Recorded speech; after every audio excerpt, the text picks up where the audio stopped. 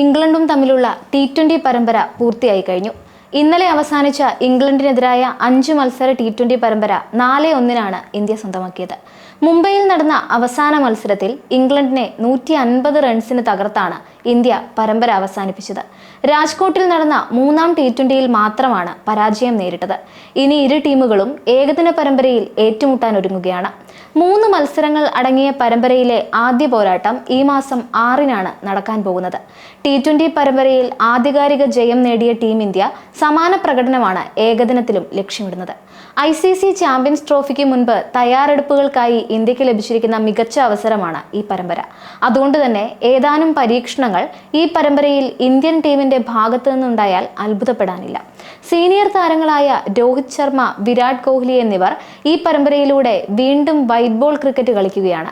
ICC champions ട്രോഫിക്ക് വേണ്ടിയുള്ള playing 11 കോമ്പിനേഷനെ ഈ പരമ്പരയിൽ നിന്നായിരിക്കും ഇന്ത്യ കണ്ടെത്തുക. അതുകൊണ്ട് തന്നെ 3 കളികളിലും പ്ലേയിങ് 11-ൽ മാറ്റം വന്നേക്കും. പരമ്പരയിലെ ആദ്യ കളി വ്യാഴാഴ്ച നടക്കാനിരിക്കെ ഇന്ത്യ അണിനിരത്താൻ സാധ്യതയുള്ള പ്ലേയിങ് 11 നോക്കാം. ക്യാപ്റ്റൻ രോഹിത് ശർമ്മയും ഉപനായകൻ ശുഭ്മാൻ ഗില്ലും ചേർന്നാകും ഇംഗ്ലണ്ടിനെതിരായ ആദ്യ ഏകദിനത്തിൽ ഇന്ത്യയുടെ ബാറ്റിംഗ് ഓപ്പൺ ചെയ്യുക. ഇതാദ്യമായി ഏകദിന ടീമിലേക്ക് വിളിവന്ന യുവ ഓപ്പണർ യശസ്വി ജയ്സ്വാളിന് പുറത്തിരിക്കേണ്ടി വരും. 3ാം നമ്പറിൽ വിരാട് കോഹ്ലി ആയിരിക്കും ഇറങ്ങുക. താരത്തിന്റെ ഫോമിലേക്കുള്ള തിരിച്ചുവരവാണ് ഈ കളിയിൽ ആരാധകർ പ്രതീക്ഷിക്കുന്നത്.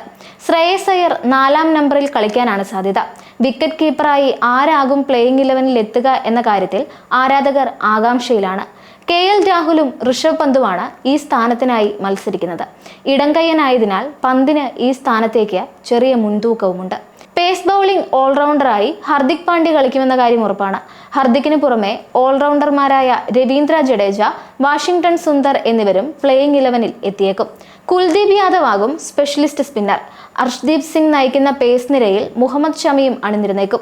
2023-ലെ ഏകദിന ലോകകപ്പ് ഫൈനലിന് ശേഷം ഷമി കളിക്കുന്ന ആദ്യ ഏകദിന മത്സരം കൂടിയായിരിക്കും ഇത്. അങ്ങനെ നോക്കുമ്പോൾ രോഹിത് ശർമ്മ, ശുഭ്മാൻ ഗിൽ, വിരാട് കോഹ്ലി, ശ്രേയസ് അയ്യർ, ഋഷഭ് പന്ത് അല്ലെങ്കിൽ KL രാഹുൽ, ഹർദിക് പാണ്ഡ്യ, രവീന്ദ്ര ജഡേജ, വാഷിംഗ്ടൺ സുന്ദർ, കുൽദീപ് യാദവ്, അർഷ്ദീപ് സിംഗ്, മുഹമ്മദ് ഷമി എന്നിങ്ങനെയായിരിക്കും ഇന്ത്യയുടെ സാധ്യത പ്ലേയിങ് 11. വ്യാഴാഴ്ച നാഗ്പൂരിലാണ് ഇന്ത്യ-ഇംഗ്ലണ്ട് ഏകദിന പരമ്പരയിലെ 2ാം മത്സരം നടക്കുക. 2ാം ഏകദിനം ഈ മാസം 9-ന് കട്ടക്കിലും 3ാം മത്സരം ഈ മാസം 12-ന് അഹമ്മദാബാദിലും നടക്കും.